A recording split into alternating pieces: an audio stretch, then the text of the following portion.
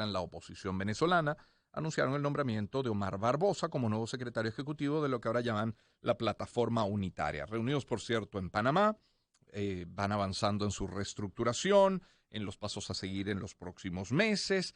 Se habría ratificado también a Gerardo Light como jefe de la delegación para las negociaciones. Y de esto queremos hablar con Pedro Pablo Peñalosa, como saben, periodista de La Fuente Política, con experiencia en medios nacionales, internacionales también. Pedro Pablo, buen día, ¿cómo estás? Buen día, Román. ¿Qué tal? ¿Cómo estás? Chévere, un gusto escucharte. ¿Qué ha ocurrido en Panamá, Pedro Pablo? ¿Ya terminó la reunión? ¿Qué se puede confirmar? Lo de Barbosa, lo de Blight, ¿qué más? ¿Cuáles son los puntos sobre la mesa, además?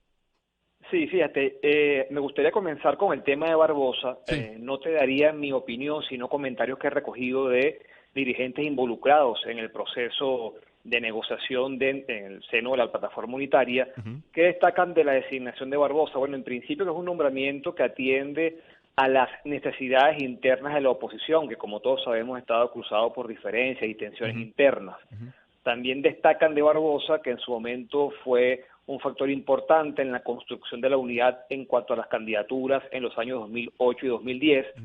También que cuenta con el respeto de los factores de la oposición. Recordar que fue presidente del Parlamento del año 2015-2020, estuve en el año 2018 como presidente del Parlamento. Luego destacan que es una figura con experiencia y que no se deja alumbrar por cámaras y micrófonos, es decir, que es un dirigente que siempre ha tenido posiciones bastante moderadas, de bajo perfil. Creo que eso es fundamental, Román, es decir, que no es percibido como un contrincante, como un Ujú. contendor, es Ujú. decir, como un posible candidato, sino como una figura que es vista más bien como un armador de juego a lo interno de la oposición, y que luego no se está eligiendo aquí tampoco al líder de la plataforma unitaria, ni siquiera, digamos, al vocero. Él será vocero si así lo autorizan los partidos de la Sí. plataforma unitaria, pero sí que tiene esa capacidad de buscar, digamos, bajar las tensiones y apostar por el consenso en un momento bastante complejo. Repito, estos son Claro. comentarios que he recogido de quienes participan en este proceso de negociación. Otro elemento que señalan, hablando de algunos avances, bueno, que la plataforma tiene o está buscando tener reglas claras, que va a haber plataformas regionales, municipales y capítulos internacionales. Repito, falta Ujú. obviamente el anuncio oficial, pero es lo que he podido ir recogiendo de este proceso.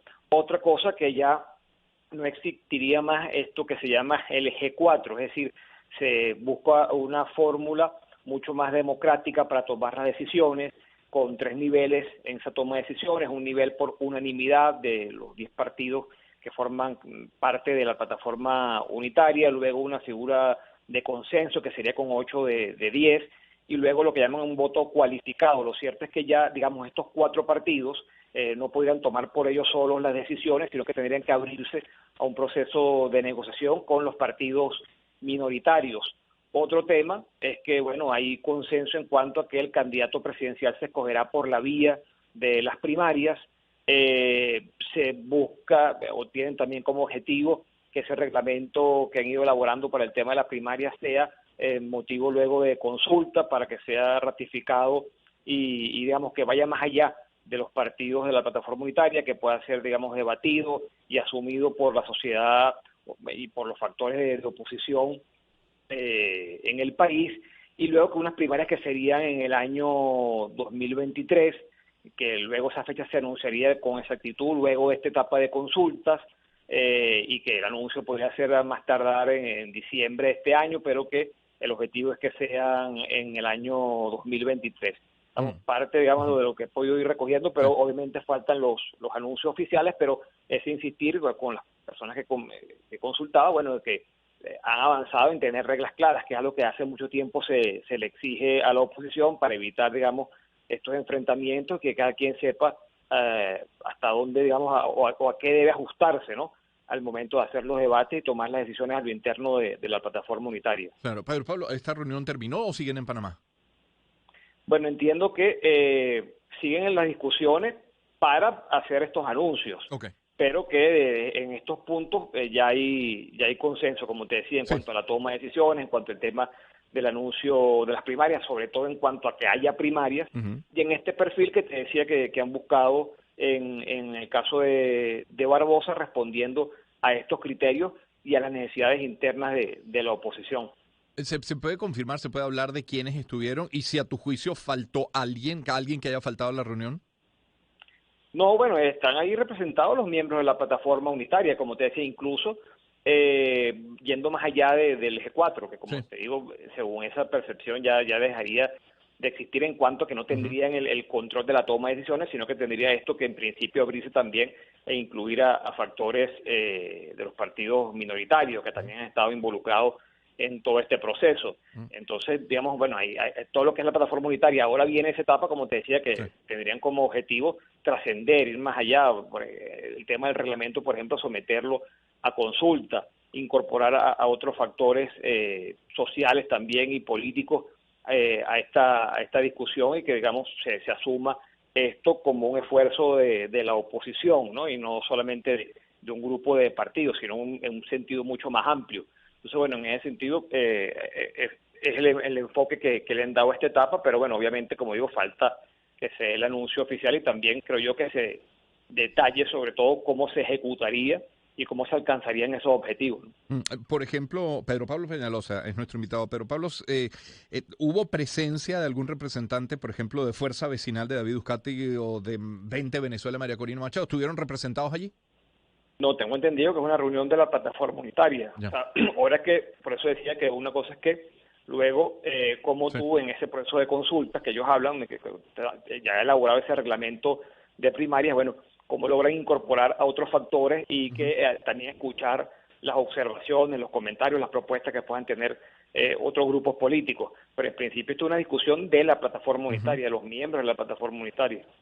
La semana pasada conversamos, Pedro Pablo, con María Oteiza, que fue figura clave en dos procesos de primarias, particularmente 2012, y decía ella que es fundamental, que es muy importante una comisión de primarias que sea independiente y con suficiente autonomía. Esas dos características, autonomía e independencia, ¿sabes si se discutió cuando hablaron de primarias en Panamá? Bueno, fíjate que lo que te decía, que ellos avanzan en el tema del reglamento y luego con el objetivo de ampliar esa discusión también dentro del país para sumar ese tipo de observaciones, pero obviamente todos esos temas también han sido tomados en cuenta porque tienen los antecedentes de lo que fueron esas primarias que tú señalas en el año 2012. Es más, también se deja abierta, es lo que me comentan, la posibilidad de buscar la asesoría, digamos, el acompañamiento del CNE, que es un tema espinoso, un tema que ha sido cuestionado. Por ejemplo, María Corina Machado públicamente ha dicho que no participaría o que no está a favor de que participe el CNE en ese proceso. Pero bueno, se deja abierto porque hay quienes tienen otra opinión, ¿no? sobre ese tema, porque también tienen ese antecedente, porque no es que el CNE controla el proceso, sino que te da un respaldo, una asesoría técnica y la oposición es la que controla el proceso. Pero bueno, es parte de esa discusión, por eso decía que es un reglamento, según me señalan, que luego también piensa hacer, digamos, no presentarse como digamos, escrito en piedra, sino que está abierto a un proceso de consulta dentro del país. Y otro elemento, creo que también lo que tú señalabas, que también es importante porque es un tema que está en la agenda de la oposición, es el tema de la ratificación de Blyth como jefe de la delegación de la oposición, y eso es muy importante porque además todo ese proceso de negociación tendrá un impacto en todo lo que estamos hablando, por ejemplo en el tema de las inhabilitaciones, ¿no? Entre otros, porque forman parte de esa discusión el tema de las garantías y las condiciones electorales para las elecciones presidenciales. Si bien esa negociación de México, que ha dicho Blyth que espera que haya una reactivación en los próximos días, que se anuncie para que puedan retomar la negociación en México, pero bueno, hay una cantidad de elementos que si bien no se agotan en lo electoral, porque es mucho más ambicioso ese proceso, incluye temas sociales, incluye como objetivo o la posibilidad de tener un pacto de convivencia que dé garantía de condiciones políticas a todos los actores políticos venezolanos, pero más allá de eso, bueno, obviamente tiene un impacto en lo electoral y también eso seguramente tendrá que se reflejará en todo esto que estamos conversando de las normas que pueda ir elaborando la oposición para su consulta interna.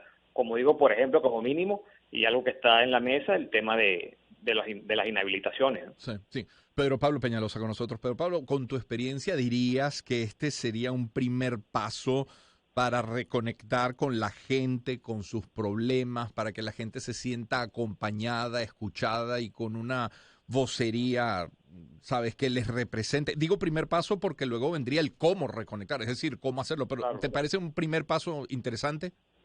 Sí, por eso fíjate que te decía que lo que te hablaba era más que, o sea, más que no era una opinión, sino Sí, comentarios que sí, iba sí. recogiendo. Y creo que va en ese sentido de buscar acomodar primero o arreglar la casa al interno, ¿no? En el caso de la oposición, porque bueno, en los últimos tiempos lo que ha salido allí son el desencuentro, los enfrentamientos, las tensiones, las diferencias, y aquí por eso a quienes consultaban me destacaban, bueno, fíjate que se está avanzando en tener reglas claras, algo que no teníamos de hace tiempo, ¿no? Me comentaban que no Ujú, había, ujú. bueno, esas normas que permitieran llevar, digamos, la vida interna de la oposición, gobernar a la oposición, pues, ¿no? Y que no hubiese tantos enfrentamientos. Y bueno, creo que en ese sentido al menos trata de cumplir ese primer paso en el caso de la plataforma unitaria. También otro desafío que tienen, y por eso lo veníamos conversando, bueno, es cómo tú llevas esto al país opositor también, ¿no? Y al Claro. país en general, ¿no? Cómo tú llevas esta discusión del reglamento que pueda ser asumido por todos, que todos puedan verse representados allí. Ujú. Tendrán entonces que obligatoriamente abrir esa etapa de consulta, de negociación a lo interno. Ahí también creen ellos que la figura de Barbosa puede contribuir en eso, bueno, porque además de tener el consenso en lo interno, es una persona que, bueno, es respetada, una de trayectoria. Yo creo que es ese esfuerzo también primero por recomponer dentro, o sea, hacer el trabajo dentro de la oposición, que bastante que le hace falta, Sí. y luego buscar entonces ese entendimiento con otros factores que están mucho más allá de la plataforma unitaria. Entonces creo que estamos viendo como ese proceso, ¿no? En principio ese esfuerzo interno y luego ver, bueno, cómo esto puede ampliarse, ir más allá y ver cómo es recibido también por otros factores de la oposición, ¿no? Ahora, con Barbosa se inclinaron por un veterano cuando hay voces, que no todas, pero hay voces que piden más bien renovación, ¿ah? Sí, por eso te decía tal cual, o sea, que tú ves ese nombre y dices, bueno, y por eso yo cuando te compartí estos comentarios es porque yo Ujú. iba con la pregunta de, bueno, ¿cuál fue el criterio? O sea, Claro. porque ciertamente, y también entiendo que había otros que planteaban o buscaban otros nombres, pensando también en esa renovación que tú señalas que se le exige a la oposición, y por eso, bueno, preguntando, bueno, cuál fue el criterio, tomando en cuenta esa tensión que existe o esa presión de que haya renovación dentro de la oposición, bueno, entonces la respuesta que dan es esta. Claro. Y eso también creo que esa respuesta es un reflejo del momento de la oposición, porque lo que decíamos, hasta último momento, bueno, aquí lo que ha sido noticia de parte de la oposición son sus diferencias, sus enfrentamientos, la dificultad para alcanzar consenso en Ujú, los reclamos. ujú. Yo creo que también esta designación, bueno, también te sirve para como evaluar el momento que atraviesa la oposición, o sea, las tensiones que tiene, las dificultades que Claro. tiene, y entonces, bueno, buscas una figura que tiene ese consenso, que es respetada y que también busca solucionar un problema a lo interno, o Ujú. sea, más allá de hablarle o buscar hablarle al país, es, bueno, Sí. primero pongamos la casa en orden y por eso te comentaba, o sea, que esto básicamente, lo Ujú. que te decía, surge de preguntar, bueno, ¿por qué? O sea, ¿por qué esto? Tomando en cuenta lo que tú señalas, de que hay también esa exigencia de renovación. Yo creo que también hay que entender esto como, bueno, un reflejo del momento que atraviesa la oposición y cómo busca darle solución a sus propios problemas antes de también salir al encuentro, digamos, del país, ¿no? Sí, Y de la oposición y otros factores que pueden estar en el campo de oposición, no solamente políticos, sino también sociales. claro. Es interesante. Gracias, Pedro Pablo, por acompañarnos. No, muchas gracias a ti, un abrazo. Un gusto, feliz día. Pedro Pablo Peñalosa, periodista de La Fuente Política, con gran experiencia en medios nacionales e internacionales. Son las 7:25 minutos de la mañana. Permítame compartir.